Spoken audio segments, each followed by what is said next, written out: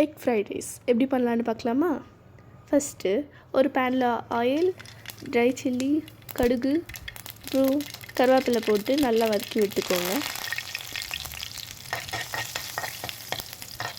அது நல்லா வதங்கினதும் ஒரு கப் ஆஃப் ஆனியன் ஆட் பண்ணி அது ப்ரௌனிஷ் ஆகுற வரைக்கும் நல்லா வதக்கி விட்டுக்கோங்க. அதுக்கப்புறம் அதை நல்லா வதங்கினோடனே டொமேட்டோ ஆட் பண்ணி நல்லா வதக்கி விட்டுக்கோங்க.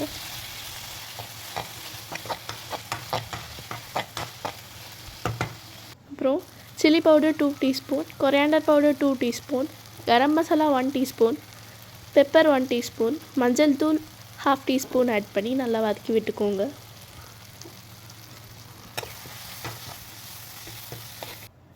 அப்புறம் ஒரு 3 முட்டை உடச்சி ஊற்றிக்கோங்க. ஊற்றிட்டு மிக்ஸ் பண்ணிவிடுங்க.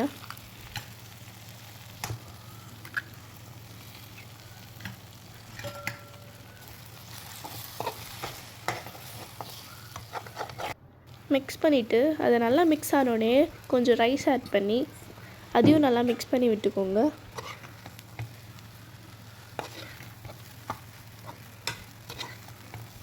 லாஸ்ட்டாக தேவைக்கு ஏற்ற சால்ட் ஆட் பண்ணி நல்லா மிக்ஸ் பண்ணி ஃபினிஷ் பண்ணிவிடுங்க.